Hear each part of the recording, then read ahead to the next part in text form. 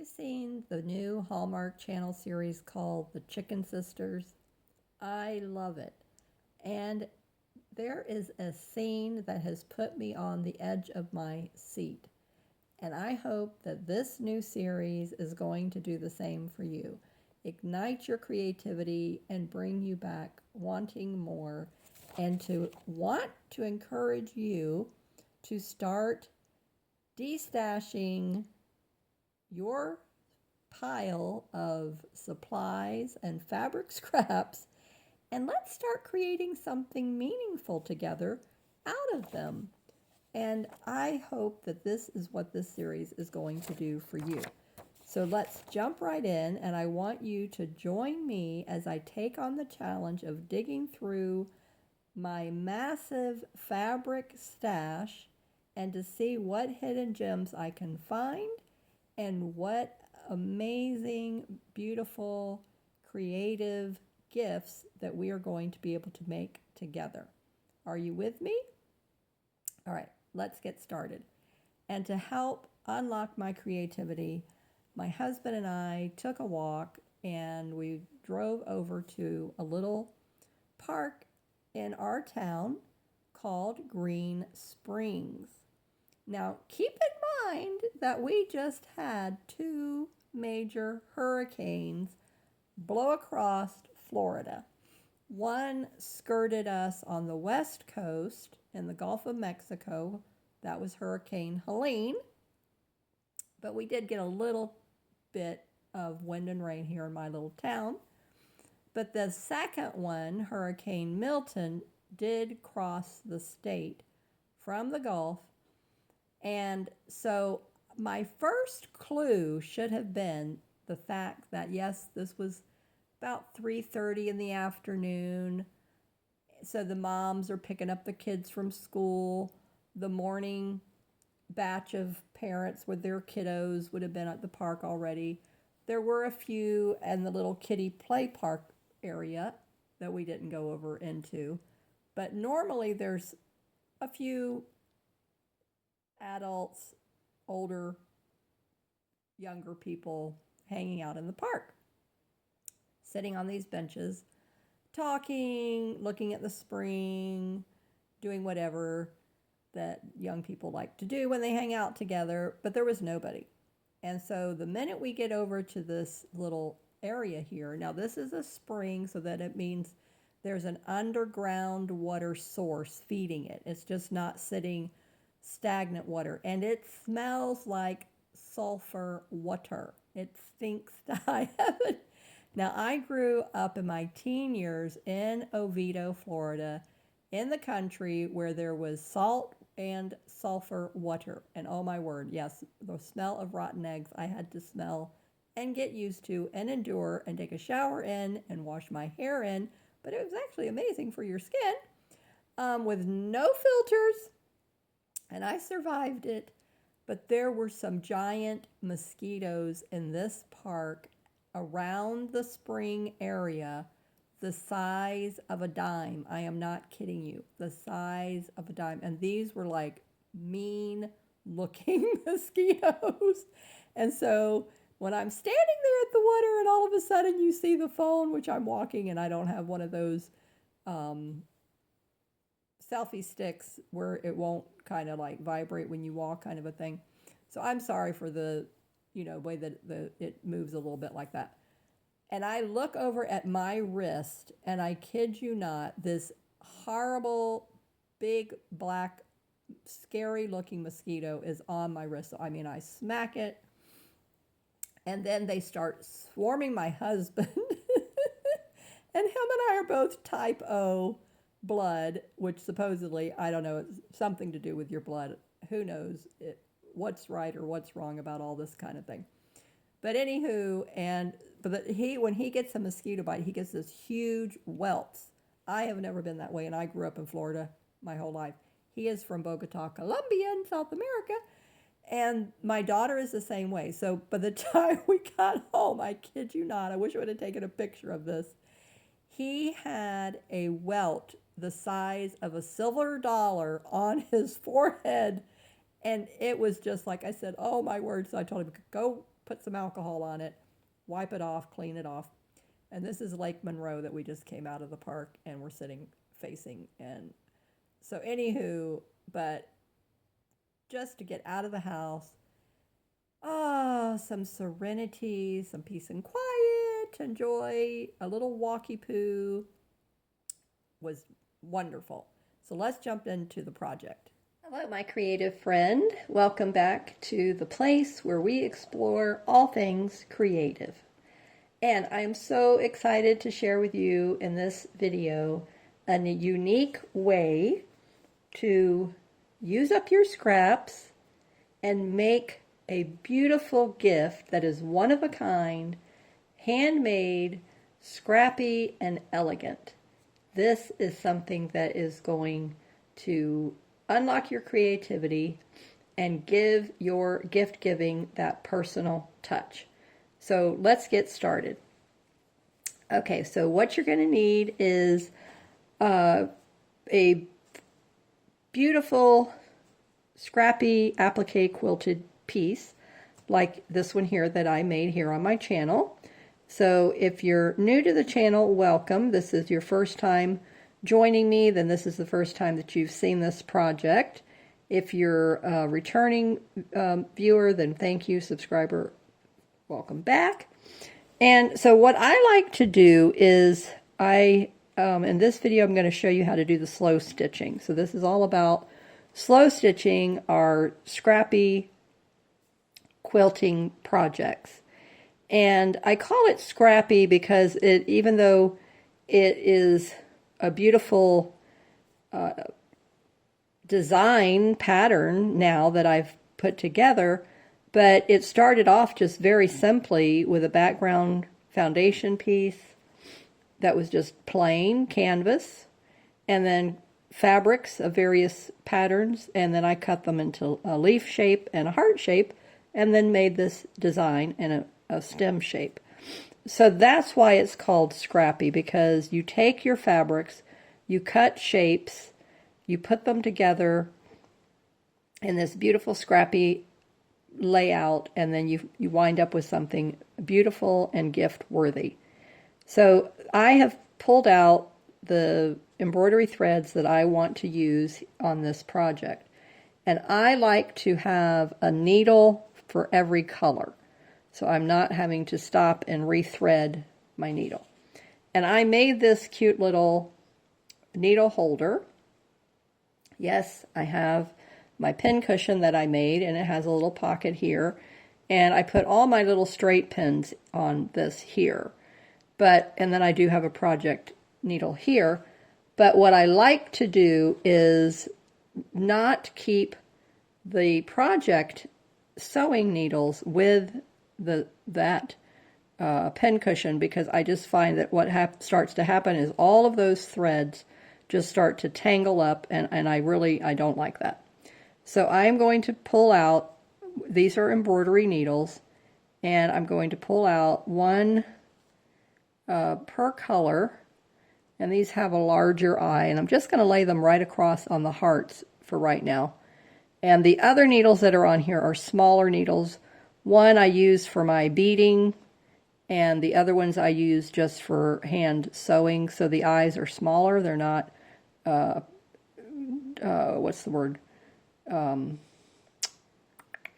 type you would want a bigger eye for your embroidery thread. Okay, then what I like to do is, as you see, here's the tail of this one. So I like to just wrap it around this now. It's a smaller little piece that I made, and then that keeps that tail from getting all tangled up, and it's so nice. And then I have this little safety pin, and you can just pin this to your blouse, pin it somewhere else, and you're good to go. So now I'm not going to thread this here with you. I'm going to get these all threaded, but I just wanted to show you the layout, show you what you're going to need. And if you are making a project, it doesn't have to be this particular one. Maybe you have another project that you've been working on and you want to sit down and do some sewing and slow stitching with me, then go get your project, pause the video, sit down, and you sew on yours while I'm sewing on mine. And I'll be sharing some little tips and tricks with you along the way that I like to do, and you'll see me do. Now, everything has been ironed on with fusible web, heat and bond, and the last thing I have to do is attach this little mini hexie and the yo-yo or button, whatever I'm going to do in the middle. So I'm going to take it off, set it to the side for now, and this is the beautiful button that I found in my stash. Isn't that gorgeous? I love that. And so that is going to go on the hexie and the center. I like that. I think that's so pretty. I was, messing around, auditioning different things, found the yo-yo, but then when I saw this, I really like that as well. I like that red. It gives it that pop of color, and it draws out the other reds. I don't want to draw out the purples or this orange or the greens. I definitely want to draw out that red. I think that really sets it off and sets the tone. So let me thread all these needles, and then we'll get started. All right, so if you can see, this is now have all the beautiful slow stitching elements that I have added to this. And I've put so many beautiful, easy, very easy stitches on here. The little hexie is still not put in place. I'm still playing around with it and what I want on it and everything else. I don't know. I'm still like undecided on what I want with this. But I added some nice fiber to each leaf. A little bit of metallic going on here. And some simple straight stitches here on the orange leaf. And then on the corners of each of the ribbon, I tacked it down with a piece of gold fiber trim and did little French knots, just spacing them every 1/4 inch approximately around the border edge of the hearts. And let's see, on the outside leaf, each corner, I added this really pretty variegated ribbon, a rainbow. One color blends in with the next color. And so, I think that just turned out really pretty. Let me bring you in a little bit closer so you can see that. So, and then each one I kind of just, laid that in a different way. Used a little more here on this one. And the same thing with the gold trim. I just did it a little bit different. So this one is more like in a swirl. The straight stitching on these leaves here were the same. But I just, had so much fun with this. The fibers here, the silver metallic. So each of these is just absolutely wonderful. I enjoyed it so much. Now, I will tell you, sewing through, okay, that one I didn't get that one tacked down right there. I missed that one. I'll have to go back and do it. So this quilted foundation piece was not easy to stitch through in one direction. So apparently the weave of that background material that they put on here, it's not like batting. It's some kind of polyester something or another. And it's not, cotton. So in one direction you could barely get the needle through. It was like impossible. The weave was so tight. But then the other direction, I realized by just turning it over and experimenting, I said, okay, because I was like, what is going on with this? And I'm just trying to put a straight stitch down. Trying to weave it like this on top was impossible. So then I realized, nope, it's a straight stitch stabbing up and down. That's what I had to wind up doing. So this was like, okay. And that's why I had to just complete the whole thing off camera And it took me hours to do, and I just put on a movie like I usually do, and we enjoyed watching McClintock. But it's absolutely, I mean, it's beautiful, absolutely beautiful. What do you think? I would love to hear in the comments. What do you think of it now that I have all this slow stitching trim put on here, the embroidery stitches, and please weigh in and give me some ideas on this center, because I'm telling you, it has just got me perplexed on what do I want for that center. I mean, I'm still just not 100% sure on that. Now, the next step in the process, and if you're in my Facebook group, I had a lady recently join and asked me that she loved having the monthly themes. It gave her some ideas, gave her something small to work on. And of course, now finishing that, my, big quilt, you guys could do the Slow Stitching Series Challenge month by month with each of the kits that I was presenting from my Etsy shop.